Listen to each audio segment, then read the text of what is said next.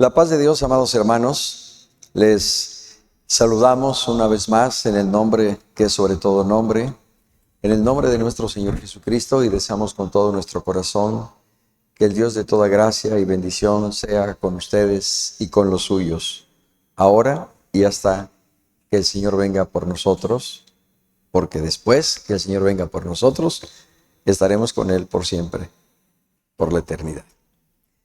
Hermanos amados, este domingo, 19 de noviembre, es un domingo muy especial, en primer lugar, porque como varones estamos en nuestra fiesta espiritual en el monte Tabor, tabernáculo allá en el Zapotito, Veracruz, con motivo del Congreso General que iniciamos el día de ayer, sábado 18, hoy domingo 19, y que concluimos con el favor del Señor el día de mañana, domingo 20 de noviembre. Ha sido un congreso hasta este momento más que asistido por el Señor, un registro aproximado de 3,500 varones a quienes Dios ha tocado en lo más profundo de su corazón y sin duda por el Espíritu una obra nueva el Señor hará en cada uno de ellos. Damos honra y gloria al Señor por su presencia y visitación en este congreso y por lo que hasta aquí nos ha concedido.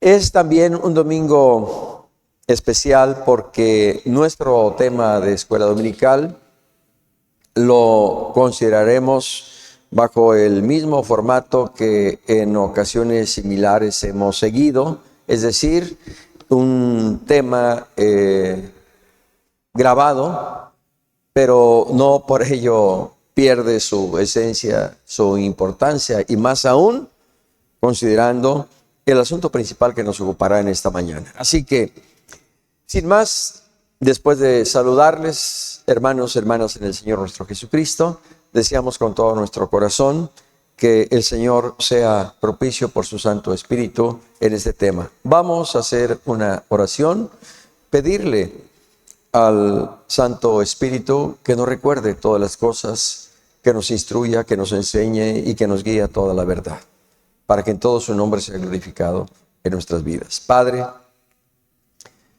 Dios del cielo y de la tierra, en el nombre de tu Hijo Jesucristo estamos hoy aquí para considerar este tema muy especial que tiene que ver, Señor, con asuntos de carácter escatológico y profético.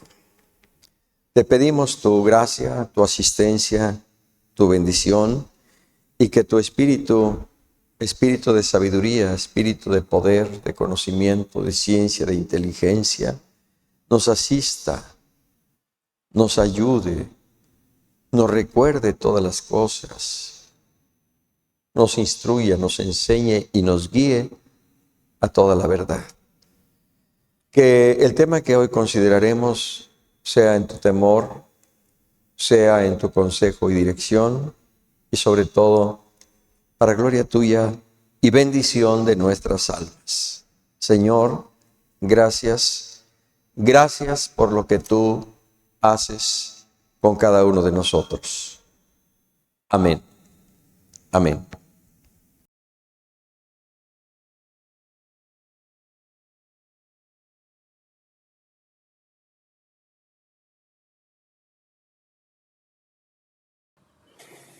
Amados hermanos, la paz de Dios, pastores, pastoras, instructores, instructoras de escuela dominical, colaboradores.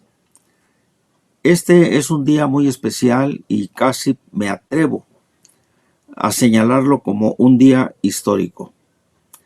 En el año de 1970, en un lugar que se llamaba Los Pinos o Pinitos, allá en Guadalajara, Jalisco, se celebró una reunión de presidentes de presbiterio en la cual se trataron diversos asuntos, y entre ellos se trató lo referente a las dispensaciones. Existía por aquellos años una carpeta llamada Carpeta de Instituto Breve que las hermanas Medina promovían a nivel general. El hermano Timoteo el hermano Jacob Sánchez y el hermano Alberto Blasco, entre ellos, no estaban de acuerdo con estas posiciones y fijaron parámetros muy exactos.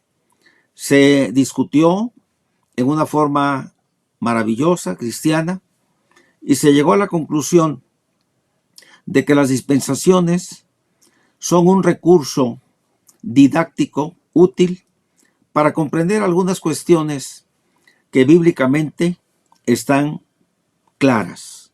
Sin embargo, se determinó que no debíamos de asumirlo como un punto irrebatible de sana doctrina, porque había diversas circunstancias que a sí mismos o a sí mismas entre ellas eran contradictorias.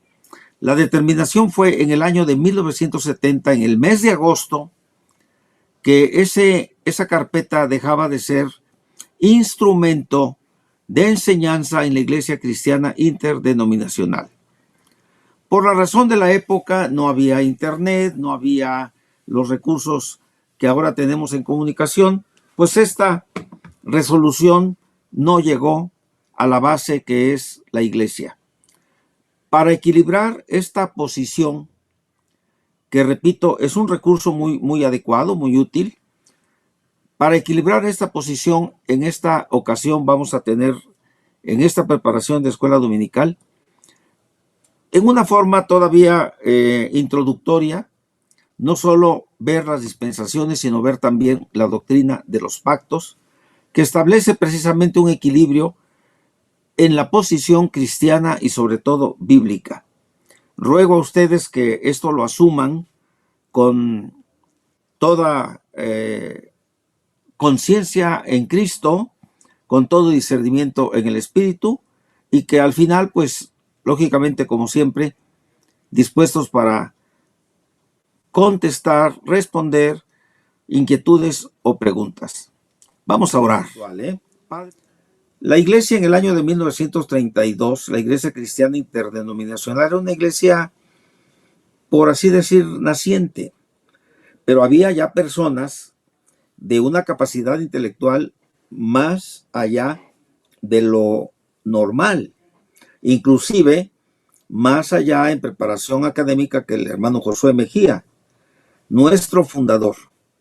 Las hermanas Medina, Eva Medina López de Nava y la hermana Natalia Medina Estrada, pidieron permiso al hermano Josué para ir a estudiar al Instituto Bereano de la Puente, California, que era un bastión del dispensacionalismo en los Estados Unidos. Allá estudiaron ellas y ellas fueron las que nos trajeron esta enseñanza.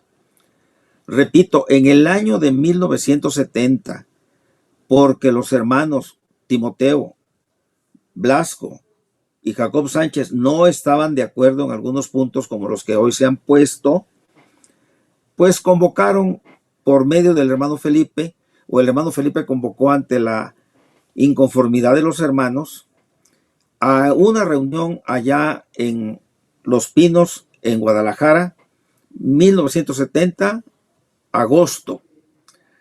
Creo que el hermano David González y un servidor somos de los únicos que estuvimos en aquella reunión, de los que en su momento estuvieron. Casi todos nuestros hermanos pues ya están con Cristo.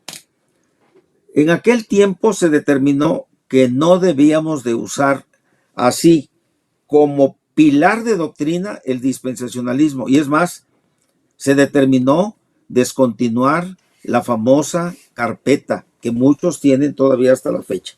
Pero no bajó la información. Hermanos maestros de profecía en el Instituto San Pablo siguieron dando esta enseñanza. Yo creo, como lo dijimos al principio y como lo dice también el hermano Benjamín, no es algo que debamos desechar, pero tampoco podemos ser estrictamente dispensacionalistas por las implicaciones y contradicciones que en sí misma tiene esta enseñanza. Creo, hermanos, que efectivamente con madurez lo debemos de asumir y debemos buscar puntos de equilibrio, pero bíblicos. Si en Génesis 6 nosotros encontramos Pero no, 6:9. Pero Noé halló gracia delante del Señor. Pues surge la pregunta, ¿a qué gracia se referirá? Cuando que sabemos que gracia es un favor inmerecido y que tiene que ver eminentemente con la soteriología, es decir, con la doctrina de la salvación. Si en el capítulo 3 nosotros estamos mirando claramente la bendición que significará el advenimiento de nuestro Señor Jesucristo para salvación, pues qué favor más inmerecido tiene la humanidad que el recibir a Cristo para salvación, porque de su plenitud tomamos, dice Juan en el capítulo 1 de su evangelio, y gracia sobre gracia. Pero no se trata de polemizar, se trata de que usted conozca, se trata de que usted asuma con discernimiento en el Señor lo que se está hablando. No es reciente la doctrina del dispensacionalismo, no, por favor.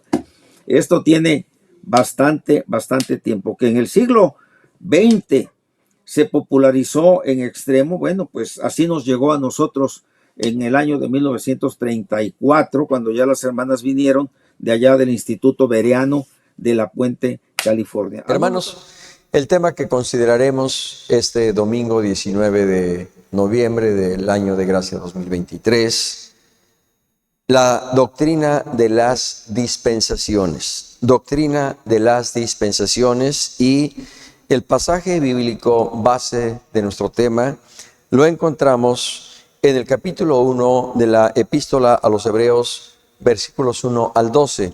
Ciertamente es un poco extenso, pero dada la relevancia de lo que la palabra nos muestra en cada uno de estos versículos, me voy a permitir darle lectura.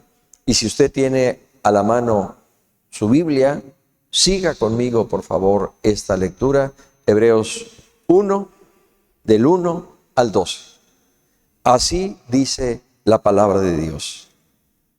Dios, habiendo hablado muchas veces y de muchas maneras en otro tiempo a los padres por los profetas, en estos postreros días nos ha hablado por el Hijo, a quien constituyó heredero de todo y por quien asimismo hizo el universo, el cual, siendo el resplandor de su gloria y la imagen misma de su sustancia, y quien sustenta todas las cosas con la palabra de su poder, y habiendo efectuado la purificación de nuestros pecados por medio de sí mismo, se sentó a la diestra de la majestad en las alturas, hecho tanto superior a los ángeles, cuanto heredó más excelente nombre que ellos. Porque, ¿a cuál de los ángeles dijo Dios jamás, mi hijo eres tú, yo te he engendrado hoy? Y otra vez, yo seré el padre, y él me será a mí hijo. Y otra vez, cuando introduce al primogénito en el mundo, dice, adórenle todos los ángeles de Dios.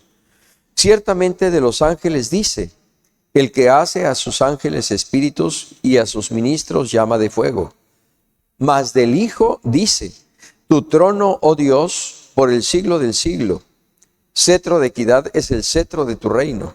Has amado la justicia y aborrecido la maldad, por lo cual Dios te ungió, el Dios tuyo, con óleo de alegría más que a tus compañeros. Y tú, oh Señor, en el principio fundaste la tierra, y los cielos son obra de tus manos. Ellos perecerán, mas tú permaneces, y todos ellos se envejecerán como una vestidura, y como un vestido los envolverás, y serán mudados. Pero tú eres el mismo, y tus años no acabarán. Bendito sea el Señor para siempre. Gracias le damos por su bendita palabra. Tenemos una verdad bíblica y una verdad bíblica aplicada. De acuerdo a lo que hemos leído, la Biblia muestra que la revelación de Dios es progresiva en el tiempo, manifestando su plan para la humanidad. Verdad bíblica aplicada. Como iglesia, fortalezcamos nuestra relación con Dios y guardemos en esperanza la manifestación de Cristo y el cumplimiento fiel del plan eterno. Creo que la verdad bíblica nos lleva a recordar algún asunto que tratamos durante las escuelas dominicales del año pasado, que tienen que ver con la revelación de Dios, la revelación progresiva de Dios. Son temas que tratamos desde febrero del año pasado y que ahora en este marco retomaremos, en este marco de la escuela dominical, retomaremos para enfatizar algunos aspectos. Y en cuanto a la verdad bíblica, efectivamente, conociendo esa revelación progresiva de Dios a través del tiempo en relación con la humanidad, debemos fortalecer nuestra relación con Dios, aguardar la manifestación bienaventurada y gloriosa de su amado Hijo Jesucristo, nuestro Señor y Salvador, cuando Él venga por su iglesia y el plan eterno de Dios tenga su fiel cumplimiento. En cuanto a lo que yo mencionaba hace un momento, hermanos, antes de considerar propiamente la introducción de nuestro tema, quiero recordar a ustedes que desde que iniciamos esta sección de escuela dominical denominada Doctrinas Fundamentales de la Biblia, el año pasado dijimos entre otras cosas que la doctrina de la revelación de Dios nos muestra que Dios tomó la iniciativa de revelarse a la humanidad porque Dios quiere ser conocido. Pero además Dios quiere que nos relacionemos con Él. Y aún mejor, Él quiere que donde Él está, nosotros también estemos por la eternidad. Y por ello, Él se ha revelado. Esa revelación, dijimos en aquel entonces, es general a través de su creación, es específica como lo hizo en su momento el Señor en el antiguo tiempo, quizá a través de una nube en el desierto, tal vez a través de la columna de fuego, del ángel de Jehová y de los diferentes nombres con los cuales Él se manifestó de una manera específica. Dios se reveló, pero también en este mismo contexto Dios lo hizo de una manera directa a través de ciertos personajes como Abraham, como Moisés, como los profetas. Es decir, en forma selectiva, dentro de su gracia y soberanía divinas, así lo determinó. Lo hizo a través de visiones, a través de sueños, a través de una revelación directa, etc. Después de la revelación general y de la revelación específica, hablamos de la revelación progresiva, a través de su plan eterno, de sus normas, de su doctrina. Y en este sentido, hermanos, desde el año pasado, usted debe recordar, tratamos temas acerca de la doctrina de Dios, acerca de la doctrina de Cristo, acerca de la doctrina del Espíritu Santo y acerca de la doctrina de la Divina Trinidad. Hablamos acerca de esos asuntos que nos muestran efectivamente la revelación progresiva de Dios a través de su plan eterno. Pero también hablamos de la revelación inspirada, a propósito de lo que el apóstol San Pablo escribe a Timoteo en el capítulo 3, versos 16 y 17, segunda carta. Toda la escritura es inspirada por Dios. Y tratamos también varios asuntos concernientes a la revelación inspirada del Señor. Y finalmente abordamos el asunto de la revelación decisiva. Y por eso el pasaje que leímos de Hebreos. Porque esa revelación decisiva es la que Dios manifestó a través de su Hijo amado Jesucristo. De ahí lo dicho por el escritor sagrado, Dios, habiendo hablado muchas veces y de muchas maneras en otro tiempo a los padres por los profetas, en estos postreros tiempos nos ha hablado por el Hijo, a quien constituyó heredero de todo y por quien asimismo hizo el universo. Así que, amados hermanos, la revelación de Dios es general, es específica, es progresiva, es inspirada y es decisiva. En los artículos de la revista Nueva Raza que el Señor me permitió escribir en este año 2023, yo hablé de la revelación de Dios a través de la creación, a través de la palabra, a través de su Hijo Jesucristo y a través incluso del Espíritu Santo. Así que, amados hermanos, esto nos muestra el propósito de Dios al revelarse de manera progresiva a través del tiempo, a través de ciertos periodos, porque Él quiere ser conocido.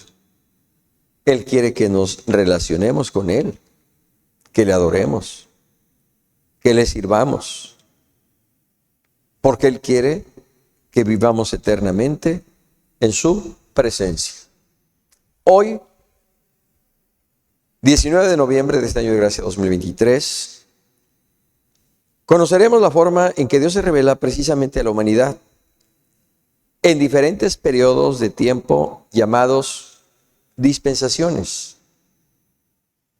Y este asunto lo consideraremos bajo dos marcos teológicos. Uno que tiene que ver con el dispensacionalismo y otro que tiene que ver con la teología del pacto. Dos marcos teológicos que abordarán por lo menos tres asuntos fundamentales. Uno, el que tiene que ver con el pueblo de Israel y la iglesia. Otro, el que tiene que ver con la interpretación de las promesas de Dios en el Antiguo y en el Nuevo Testamento en relación con Israel y en relación con la iglesia. Y otro que tiene que ver con el plan de salvación.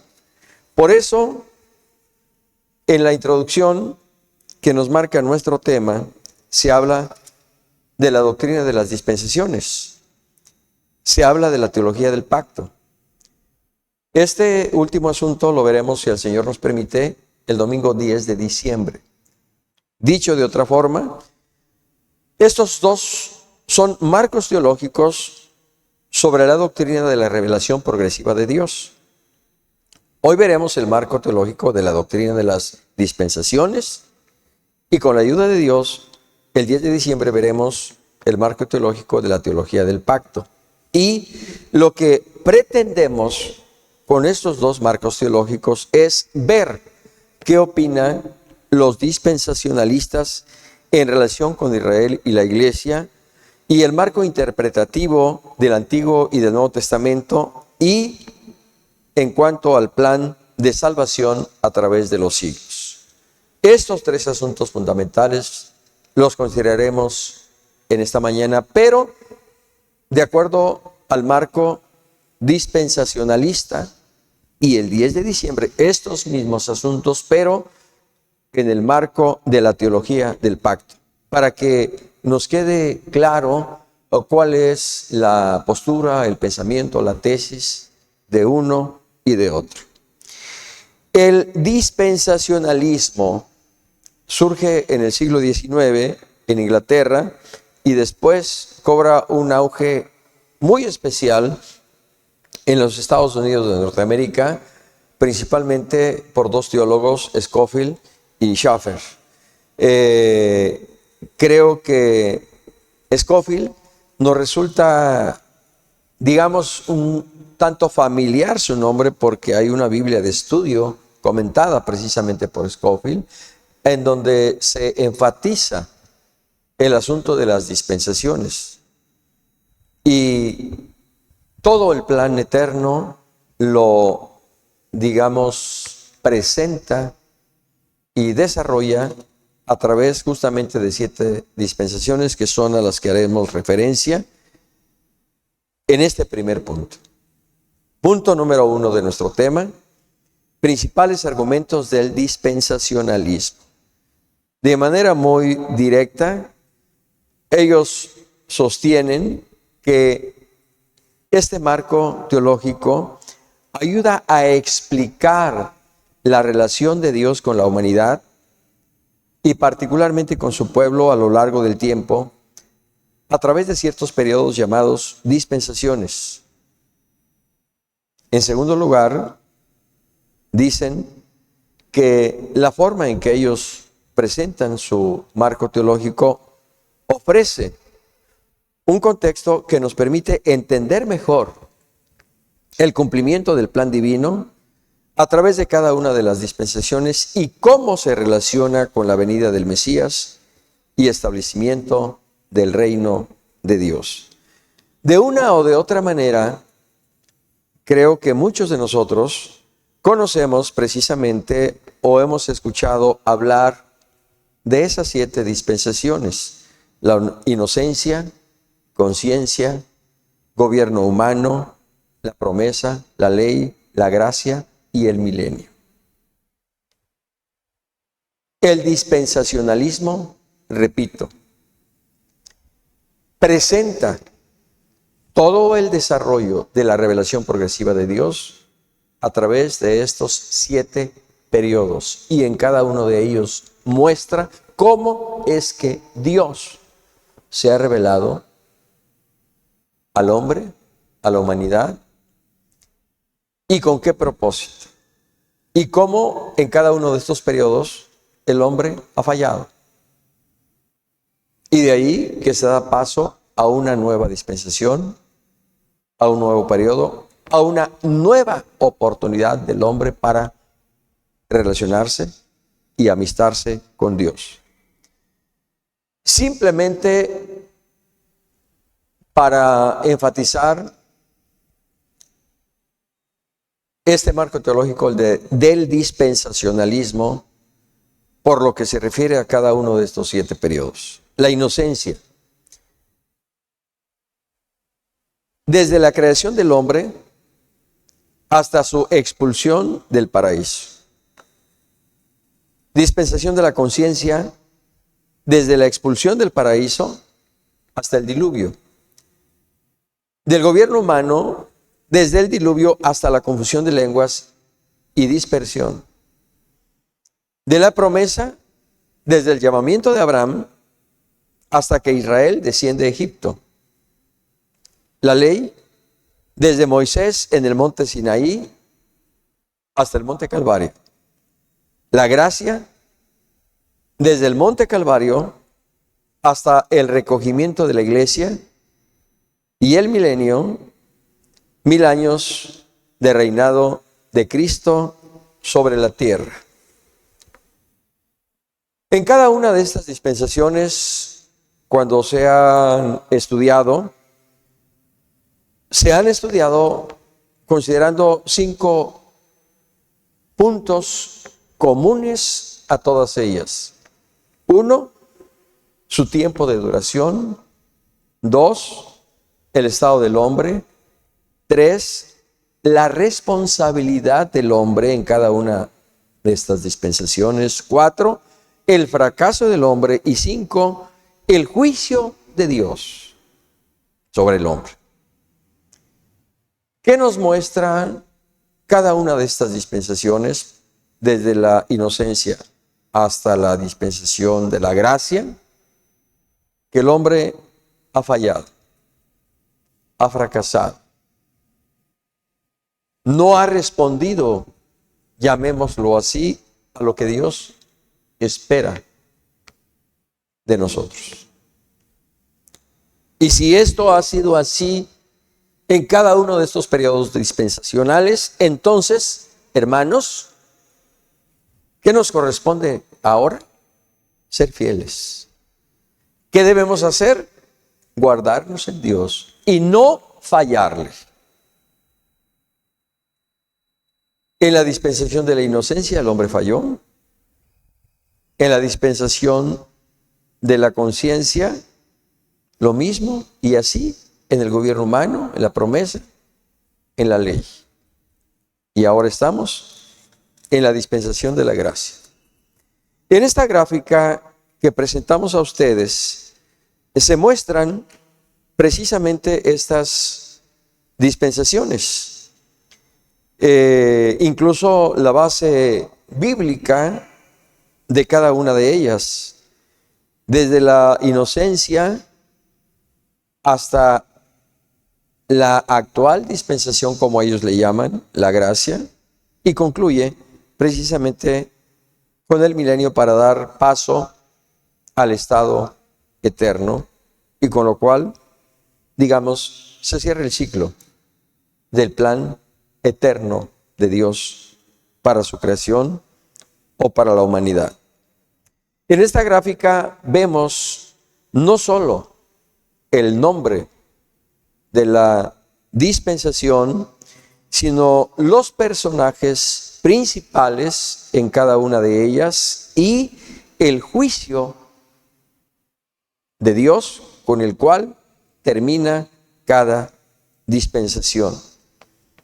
Creo, desde mi punto de vista, que si bien es cierto, como ha dicho el siervo de Dios, nuestro hermano Aarón Cortés, no somos dispensacionalistas a ultranza, es decir, radicales en extremo, sin duda que la aportación del dispensacionalismo en estos periodos, de manera muy gráfica, cronológica y puntual, nos permite visualizar en su contexto general el plan eterno de Dios. Y eso, para efectos de estudio, nos ayuda a una mejor comprensión y a fortalecer nuestra fe en Dios y a afirmar nuestra seguridad en la esperanza de que ese plan eterno sigue su curso, sigue su marcha, y un día estaremos con el Señor por la eternidad. Aquí, amados hermanos, quiero yo mencionar solamente por lo que se refiere a la gracia, que es el periodo que tenemos allí, y considerando los 5 elementos que mencioné hace un momento para cada una de las dispensaciones. En cuanto a la gracia, tiempo de duración desde el Calvario hasta el recogimiento de la iglesia. En cuanto al estado del hombre, culpable delante de Dios. Por cuanto todos pecaron, están destituidos de la gracia de Dios. Dice el apóstol Pablo a los romanos: no hay justo ni aun uno. No hay quien busque a Dios. No hay quien haga lo bueno. Por eso, su estado es de culpabilidad delante de Dios. ¿Cuál es la responsabilidad del hombre en esta dispensación de la gracia? Creer y aceptar a Jesucristo como su único y suficiente Salvador. Esa es la responsabilidad del hombre en esta dispensación de la gracia. ¿Cuál sería su fracaso? Rechazar esa gracia, rechazar la salvación que el Señor le ofrece y consecuentemente rechazar a Jesucristo como el Hijo de Dios y como el Salvador del mundo. Y finalmente, el quinto elemento, el juicio de Dios, en razón de lo que mencionamos, o vida eterna o condenación eterna, dependiendo de la decisión que se haya tomado y de la responsabilidad que se haya asumido al creer o rechazar a Jesucristo como el Hijo de Dios y como el Salvador del mundo. Así que los 5 elementos: tiempo de duración, estado del hombre, responsabilidad del hombre, fracaso del hombre y juicio de Dios sobre el hombre en la dispensación de la gracia, así es como nosotros lo podemos visualizar de manera concreta. Duración desde el Calvario hasta el recogimiento de la iglesia. Estado del hombre, de culpabilidad. Responsabilidad, creer, aceptar al Señor Jesucristo como Salvador personal. Fracaso, rechazarle. Y 5, juicio de Dios, condenación o vida eterna. Muy interesante la aportación del dispensacionalismo, no solo por lo que se refiere a estas 6 dispensaciones, sino también por lo que se refiere a la última dispensación o periodo que ellos denominan el milenio.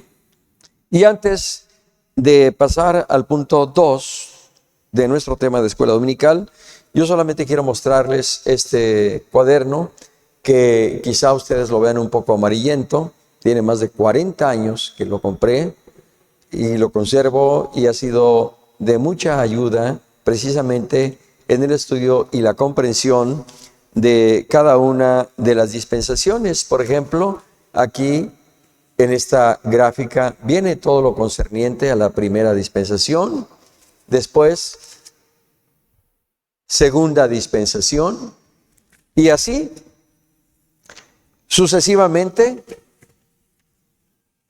Tercera dispensación, cuarta dispensación, hasta llegar a la quinta relativa a la ley, en donde viene ya más amplio, toda vez que es un periodo de tiempo muy extenso, el correspondiente a la ley desde Moisés hasta Cristo. Y después, efectivamente, aquí gráficamente se nos presenta Cristo, el fin de la ley, el cumplimiento exacto de la ley. Y después viene justo lo que es la sexta dispensación de la gracia, así como lo denominan los dispensacionalistas. Y finalmente, la séptima y última, el milenio. Menciono esto porque no solo viene graficado, sino además viene una explicación puntual de cada uno de estos periodos con la base bíblica correspondiente. Así que este panorama de la Biblia es muy ilustrativo, desde mi punto de vista, incluso diría yo, pedagógico y de fácil comprensión para entender mejor esa revelación progresiva de Dios hacia el hombre desde el marco dispensacionalista. Punto número 2. A propósito de lo que comentábamos hace un momento, ¿qué opinan los dispensacionalistas en relación a Israel y a la iglesia? Y tenemos aquí 3 preguntas fundamentales. ¿Toma la iglesia el lugar de Israel en los planos de Dios? ¿Se combinan ambos para compartir las promesas? Es decir, la iglesia adopta las promesas del Antiguo Testamento e Israel es también la esposa del Cordero. Y 3, se mantienen como 2 entidades separadas, cada una con promesas determinadas para cada grupo. Esto es muy interesante porque muchas veces nosotros incluso llegamos a creer que efectivamente la iglesia es el Israel espiritual, incluso así lo decimos. Claro, nosotros entendemos o queremos entender el sentido con el cual se hace esta aseveración. Sin embargo, coincidimos aquí como iglesia en la postura de los dispensacionalistas al ver a Israel y a la iglesia como 2 entidades diferentes, no opuestas ni contrarias, simplemente 2 entidades diferentes. La aportación del dispensacionalismo es precisamente en ese sentido, en hacer una distinción entre Israel y la iglesia. Y para ello, Romanos 11, 25 al 27, dice el apóstol Pablo en esta epístola algo que nosotros tomamos como base para sustentar que son dos entidades diferentes. Porque no quiero, hermanos, que ignoréis este misterio, para que no seáis arrogantes en cuanto a vosotros mismos, que ha acontecido a Israel endurecimiento en parte hasta que haya entrado la plenitud de los gentiles. Y luego todo Israel será salvo, como está escrito. Vendrá de Sión el libertador, que apartará de Jacob la impiedad, y este será mi pacto con ellos cuando yo quite sus pecados, dice el Señor. Claramente en estos versículos se nos revela que Israel y la iglesia son dos entidades diferentes y que de acuerdo a los tiempos establecidos en el plan eterno de Dios, las promesas para uno y para otro serán fielmente cumplidas. En relación con la iglesia, el apóstol Pablo en su segunda carta a los Corintios, capítulo 11, versículo 2, dice: porque os celo con celo de Dios, pues os he desposado con un solo esposo para presentaros como una virgen para Cristo. Y si leemos el versículo 9 de Apocalipsis 21, vino entonces a mí uno de los 7 ángeles que tenía las 7 copas llenas de las 7 plagas postreras, y habló conmigo diciendo: ven acá, yo te mostraré la desposada, la esposa del Cordero.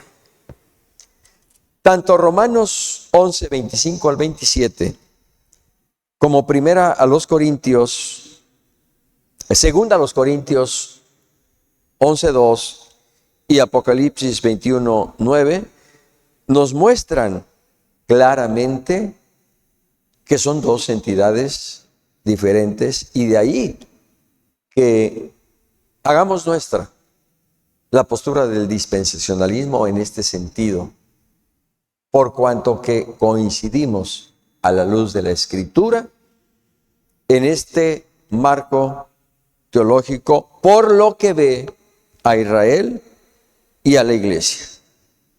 Y por eso nuestro tema apunta: esto no significa que Israel esté emancipado de Dios.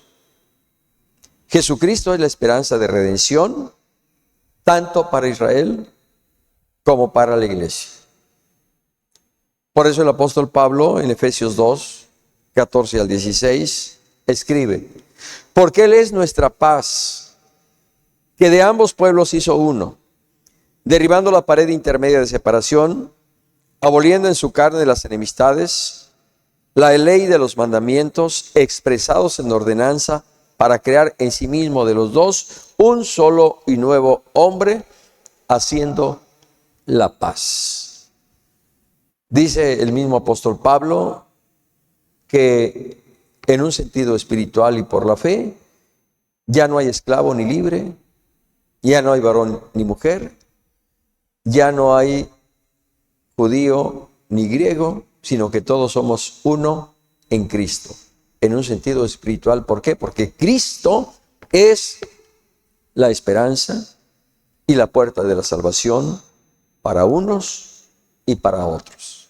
Pero todo lo concerniente al pueblo de Israel en el Antiguo Testamento está claramente expresado, como claramente expresado está lo relacionado con la iglesia. Y la esposa del Cordero, que se presentará el Señor a sí mismo cuando Él venga por su iglesia, no es el pueblo de Israel, sino los lavados y comprados con su sangre preciosa. Esto es, nosotros. Y por ello no podemos ni debemos pensar, a la luz de la Escritura, que la esposa del Cordero sea el pueblo de Israel.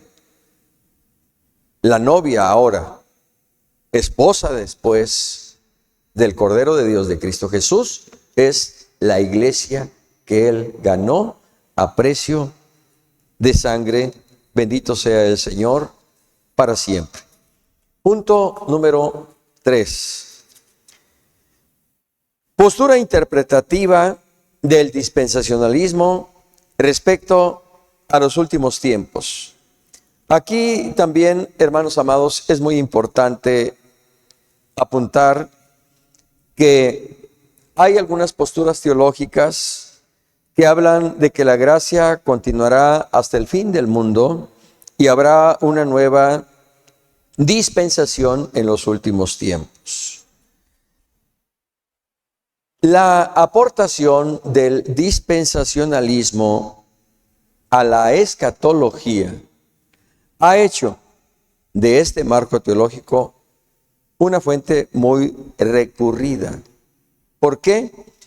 Porque el dispensacionalismo sostiene una postura premilenialista que incluye arrebatamiento, la venida de Cristo en 2 etapas, un periodo de tribulación de 7 años y un milenio literal. En ese sentido, como iglesia, nosotros coincidimos con cada uno de estos aspectos del dispensacionalismo. ¿Por qué? Porque de acuerdo con esta posición, Cristo vendrá por su iglesia no solo antes del milenio, sino también antes de la gran tribulación.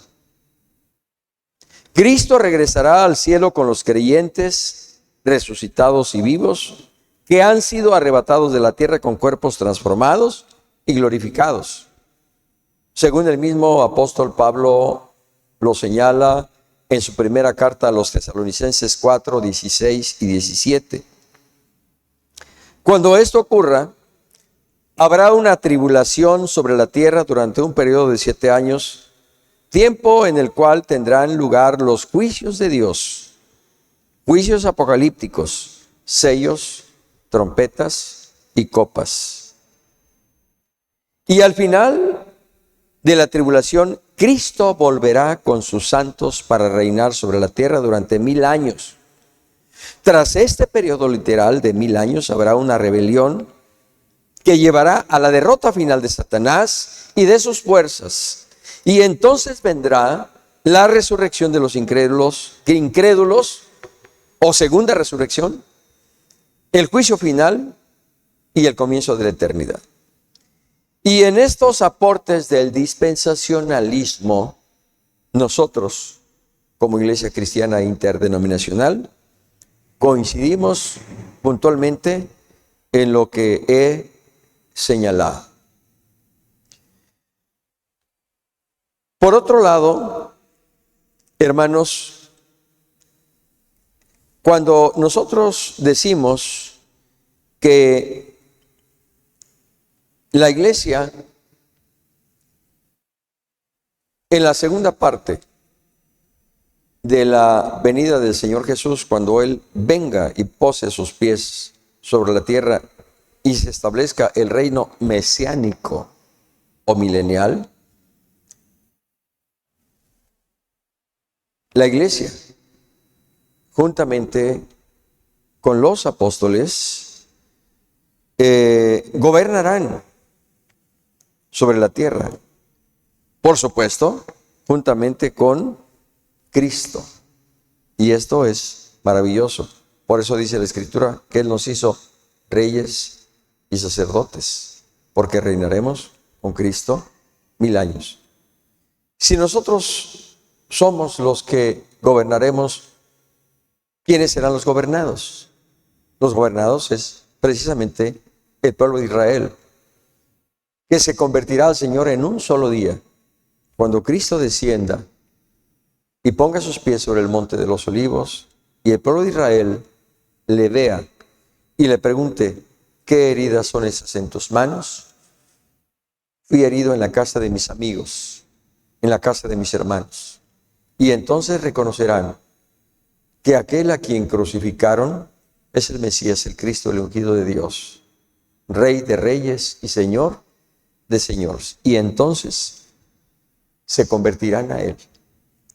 y toda la nación de Israel que se convertirá a Cristo en un solo día, son los que formarán parte, entre otros, del milenio para ser gobernados no solo por Cristo, sino también por los apóstoles y por la iglesia del Señor.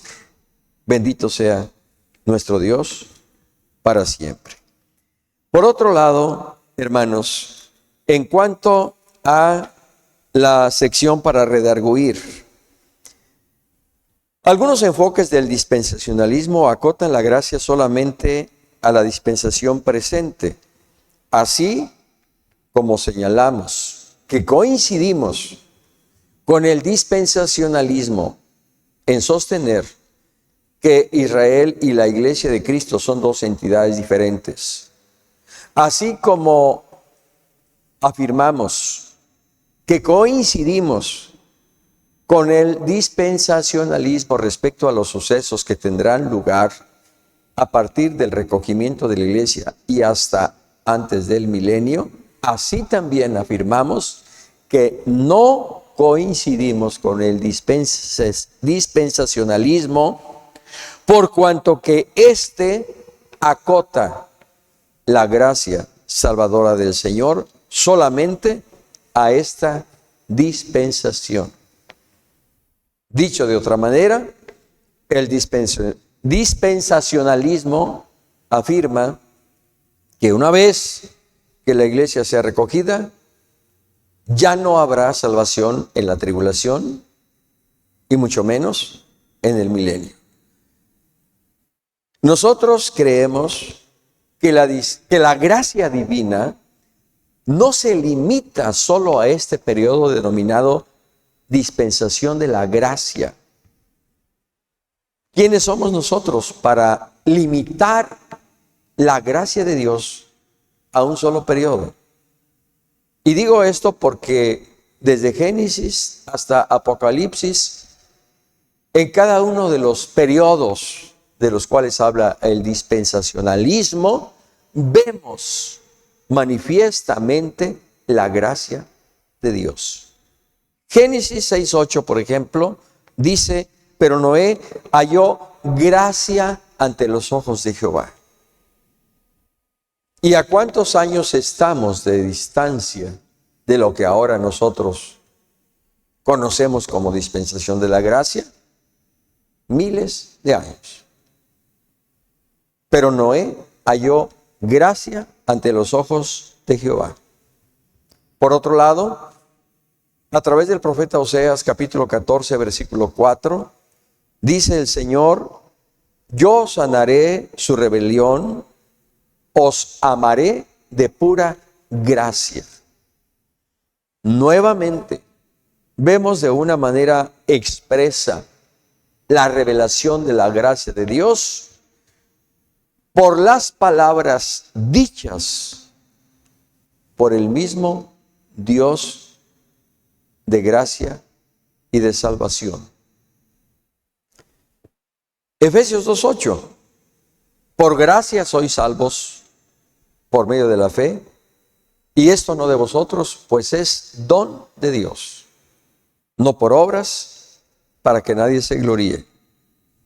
Esa gracia que encontramos en Génesis 6:8, que el Señor convalida en Oseas 14:4, se materializa y se hace patente cuando por la fe nosotros aceptamos a Cristo como nuestro único y suficiente Salvador. Hebreos 11:22 al 27, cuando habla de Cristo como fiador de un mejor pacto, dice: puede salvar perpetuamente a los que se acercan a Dios por medio de Él, para interceder por ellos. Perpetuamente, los que se acercan a Dios por medio de Cristo. Así que por la fe, esa gracia divina se hace patente desde el principio y hasta el fin. Luego entonces no puede ser acotada a un solo periodo. Dicho de otra forma, sí habrá salvación en la gran tribulación. Pero no por ello lleguemos a caer en la tentación o en el gravísimo error de que, bueno, si habrá salvación en la tribulación, entonces no hay problema si me quedo. Cuidado. Cuidado, porque dice el mismo Señor Jesús que esa tribulación no la ha habido, ni la habrá jamás. Y si ahora no podemos resistir cualquier prueba que se nos presente y doblamos las manos y a veces hasta negamos nuestra fe, ¿qué será en aquel entonces cuando de por medio vaya nuestra vida? ¿Quieres comer? Te debes dejar sellar y adorar a la imagen de la bestia. ¿Quieres llevar alimento para tu bebé, para tus hijos? Te debes dejar sellar y adorar la imagen. El sello, número de hombre, 666. Y claro, muchos, incluso creyentes que no sean arrebatados, pero que sabían de todo esto, no van a resistir y se dejarán sellar para poder, entre comillas, sobrevivir durante ese periodo de la gran tribulación. Pero aquellos que no se dejen sellar ni adoren a la bestia, alcanzarán la gracia salvadora del Señor nuestro Jesucristo. ¿En dónde sustentamos esta afirmación? Pues, por supuesto, en la Escritura. Apocalipsis 6, 9 al 11. Cuando abrió el quinto sello, vi bajo el altar las almas de los que habían sido muertos por causa de la palabra de Dios y por el testimonio que tenían. Y clamaban a gran voz diciendo: ¿hasta cuándo, Señor santo y verdadero, no juzgas y vengas nuestra sangre en los que moran en la tierra? Y se les dieron vestiduras blancas, y se les dijo que descansasen todavía un poco de tiempo, hasta que se completara el número de sus consiervos y sus hermanos, que también habían sido muertos como ellos. ¿A quiénes se refiere? A los que no se dejaron sellar ni adoraron a la imagen, y son muertos durante el periodo de la gran tribulación, y consecuentemente alcanzaron salvación. Apocalipsis 7, 3 y 4. Diciendo: no hagáis daño a la tierra, ni al mar, ni a los árboles, hasta que hayamos sellado en sus frentes a los siervos de nuestro Dios. Y oí el número de los sellados, 144,000 sellados de todas las tribus de los hijos de Israel. Bendito sea el Señor para siempre. Apocalipsis 9, 4. Y se les mandó que no dañasen la hierba de la tierra, ni a cosa verde alguna, ni a ningún árbol, sino solamente a los hombres que no tuviesen el sello de Dios en sus frentes. Y finalmente, Apocalipsis 20:4. Y vi tronos, y se sentaron sobre ellos los que recibieron la facultad de juzgar. Y vi las almas de los decapitados por causa del testimonio de Jesús y por la palabra de Dios, los que no habían adorado a la bestia ni a su imagen, y que no recibieron la marca en sus frentes ni en sus manos. Y vivieron y reinaron con Cristo 1000 años. Así que nosotros como iglesia, a la luz de la Escritura, sostenemos que aún durante la gran tribulación habrá una última oportunidad, siempre y cuando no se dejen sellar ni adoren la imagen de la bestia. Los muertos por la fe en Jesucristo, en un primer momento de esa primera resurrección, serán levantados y con cuerpos transformados y glorificados recibirán al Señor en el aire. Los muertos durante la gran tribulación, que no se dejaron sellar ni adoraron la imagen de la bestia, serán resucitados al final de la gran tribulación, como segunda parte de la primera resurrección, para que con cuerpos transformados y glorificados también reinen juntamente con Cristo durante el milenio. Así que en ese sentido, hermanos, diferimos de la posición dispensacionalista. Por eso decía hace un momento, apropiándome de la expresión del siervo de Dios, nuestro hermano Aarón Cortés Hernández, no somos dispensacionalistas a ultranza, es decir, no aceptamos todas las tesis que este marco teológico presenta en cuanto a la revelación progresiva de Dios o a la interpretación que se da a la forma en que Dios se revela durante estos diferentes periodos. En algunas cosas coincidimos, porque así nos lo marca la Escritura, pero en otras cosas diferimos, porque también así nos lo marca la Escritura. Y por eso afirmamos que no somos dispensacionalistas a ultranza. Concluyendo, durante la gran tribulación sí habrá salvación. Y por eso, hace muchos años llegamos a escuchar que nuestro hermano Josué Mejía Hernández decía a los congregantes cuando hablaba de este asunto: si te quedas, hermano, si te quedas, hermana, no te dejes sellar. Pero más que pensar en que si me quedo, pues no me dejo sellar, mejor esfuérzate ahora. Vuélvete al Señor. Conviértete de tu mal camino y sigue a Cristo, para que cuando Él venga seas hallado irreprensible viviendo en santidad, y de esa manera vayamos a su encuentro y a disfrutar de su presencia en las mansiones celestes por la eternidad. Por otro lado, antes de pasar a nuestra siguiente sección de tema de escuela dominical, decíamos hace un momento, hermanos, que incluso durante el milenio también habrá salvación. ¿Por qué? Porque al final del periodo del milenio, Satanás será suelto. Y muchos, si no es que todos, para decirlo en una palabra, todos los que habiten en la tierra, con cuerpos humanos, valga la expresión, serán probados. Y los que resistan alcanzarán salvación y pasarán a la eternidad con Cristo. Los que caigan en la tentación y tropiecen ante la prueba que Satanás les presente, condenados, completa y absolutamente. Y al final del milenio, simplemente como un apunte final, tendrá lugar lo que se conoce como la segunda resurrección. La primera resurrección en las dos etapas ya mencionadas.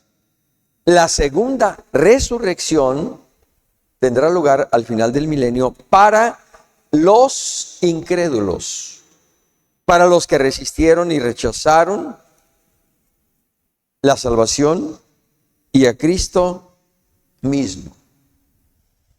Y simplemente resucitarán para presentarse ante el gran trono blanco, presidido por el Eterno, por el Santo,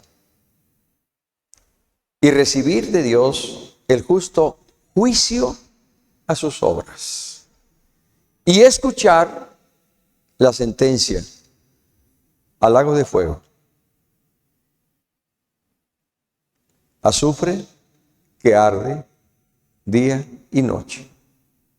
Por eso el profeta Daniel dice: y muchos de los que duermen en el polvo de la tierra serán despertados, unos para vida eterna y otros para vergüenza y confusión perpetua. Por eso dice la Escritura: bienaventurado el que tiene parte en la primera resurrección, porque la segunda muerte no tendrá ninguna potestad sobre ellos. Esa muerte eterna esa sentencia que vendrá de Dios cuando comparezcan ante el gran trono blanco, del cual nos habla efectivamente también la Escritura. Y el mar entregó los muertos que había en él, y la muerte y el Hades entregaron los muertos que había en ellos, y fueron juzgados cada uno según sus obras. Y la muerte y el Hades fueron lanzados al lago de fuego. Esta es la muerte segunda. Y el que no se halló inscrito en el libro de la vida fue lanzado al lago de fuego. ¿Con cuánta razón dice el apóstol Pablo? Cuidemos nuestra salvación con temor y temblor todo el tiempo de nuestra peregrinación. El que piense estar firme, mire que no caiga. Así que retén lo que tienes para que ninguno tome tu corona. Dice el Señor, he aquí yo vengo pronto y mi galardón conmigo para recompensar a cada uno según sea su obra. Para instruir, reforzando la afirmación de hace un momento, no somos dogmáticos, es decir, inflexibles al respecto de estos sistemas de interpretación, sino que tomamos lo valioso de cada uno. ¿A qué sistemas de interpretación nos referimos? Por lo que se refiere a esta clase, al dispensacionalismo. Por lo que se refiere a la clase del 10 de diciembre, a la teología del pacto, que en su momento comentaremos. Dios nunca dejó de revelarse al hombre y de manifestar su voluntad, por lo que tenemos la responsabilidad de guardar en esperanza la manifestación de Cristo en su segunda venida. Efesios 1, del 11 al 14, en quien tenemos redención por su sangre, el perdón de pecados, según las riquezas de su gracia. Tito 2, del 11 al 14, porque la gracia de Dios se ha manifestado para salvación a todos los hombres, enseñándonos que, renunciando a la impiedad y a los deseos mundanos, vivamos en este siglo sobria y piadosamente, aguardando la esperanza bienaventurada y la manifestación de nuestro gran Rey y Salvador, Cristo Jesús. Hermanos, Dios es fiel en el cumplimiento de su plan eterno. No lo dudes. En cada una de estas dispensaciones, a propósito del marco teológico del dispensacionalismo, quien ha fallado no es Dios, es el hombre. Y por eso ha sido sujeto al juicio de Dios. Y no obstante, Dios le dio una nueva oportunidad. Dispensación de la conciencia. El hombre falló y Dios le dio una nueva oportunidad. Dispensación del gobierno humano. El hombre volvió a fallar y Dios le volvió a dar una nueva oportunidad. La dispensación de la promesa. Nuevamente el fracaso del hombre y viene la dispensación de la ley. Es decir, una nueva oportunidad.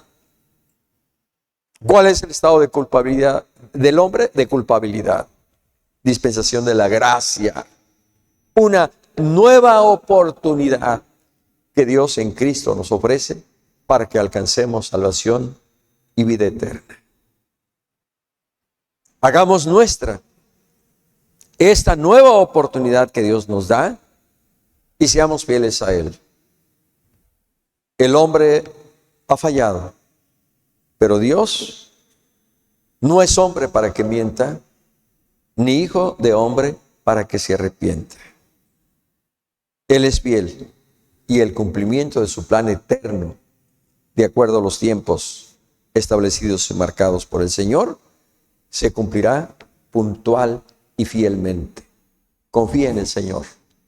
Crea su palabra y fortalece su fe, no solo en Cristo, sino en sus promesas. Muy pronto estaremos con Él.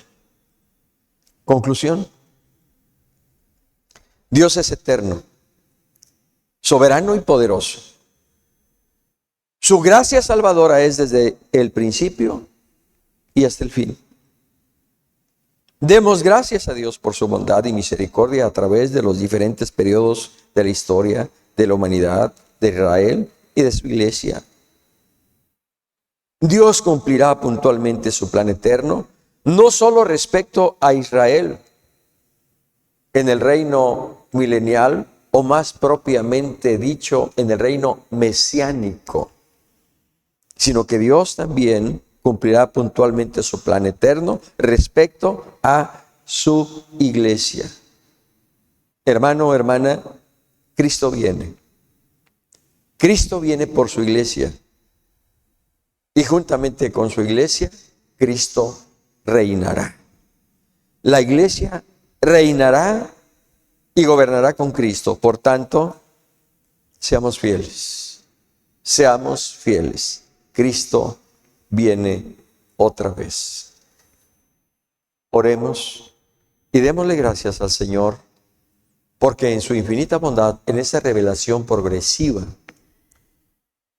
en esa revelación decisiva que Dios tuvo a bien manifestar a través de su Hijo Jesucristo, ahora usted y yo le conocemos.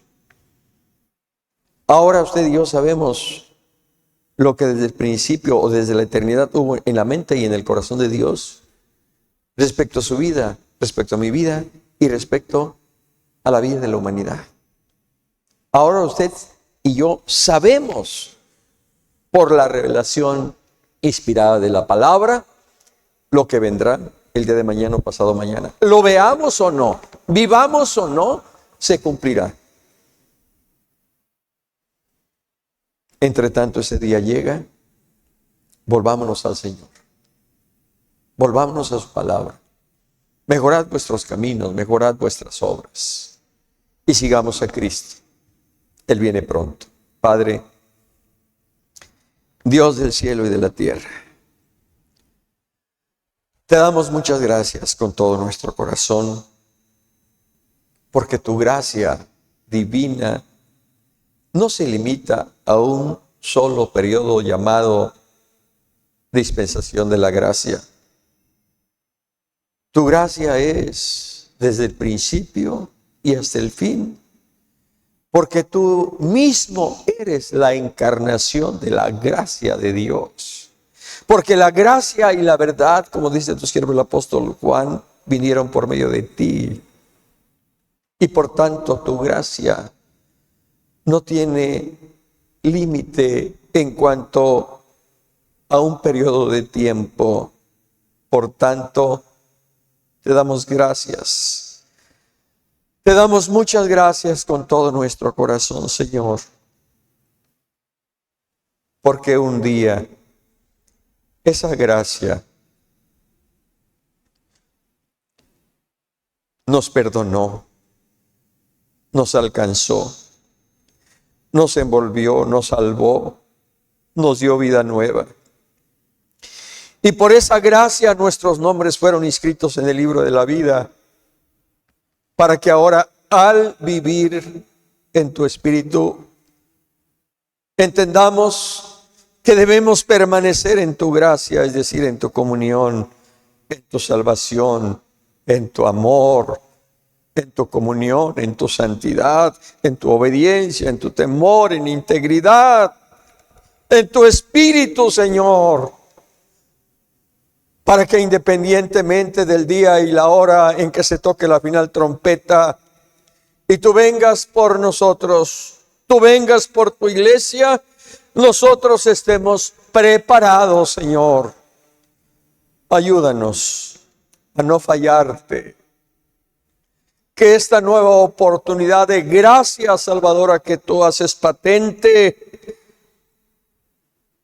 desde el momento en que ofrendaste tu vida y derramaste tu sangre por nosotros en la cruz del Calvario, que a partir de entonces, Señor, esa gracia salvadora siga manifestándose en todos aquellos que por la fe que es en ti, Señor, alcancen vida eterna.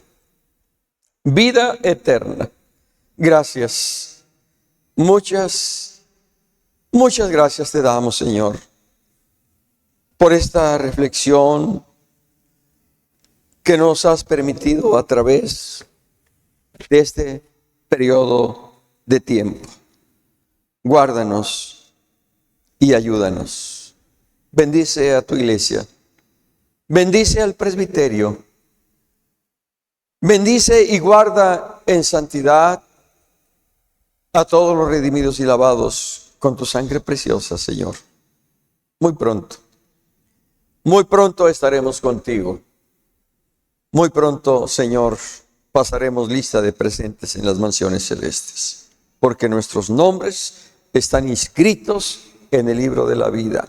Gloria sea a ti, Señor, por siempre.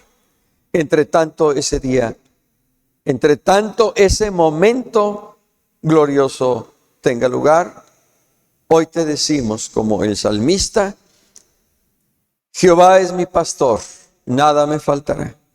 En lugares de delicados pastos me hará descansar. Junto a aguas de reposo me pastoreará. Confortará mi alma. Me guiará por sendas de justicia por amor de su nombre. Aunque ande en valle de sombra de muerte, no temeré mal alguno, porque tú estarás conmigo. Tu vara y tu cayado me infundirán aliento. Aderezas mesa delante de mí en presencia de mis angustiadores. Unges mi cabeza con aceite, mi copa está rebosando. Ciertamente el bien y la misericordia me seguirán todos los días de mi vida, y en la casa de Jehová moraré por largos días. Amén. Hermanos, la gracia del Señor Jesucristo, el amor de Dios y la comunión del Espíritu Santo sean con todos vosotros. Amén. El Señor les bendiga a todos, hermanos amados. La paz del Señor sea en sus corazones, en sus hogares, con sus familias. Adelante en el nombre del Señor Jesús. Dios está con nosotros. Cristo viene y viene pronto. Prepárate y pronto estaremos con Él. La paz de Dios.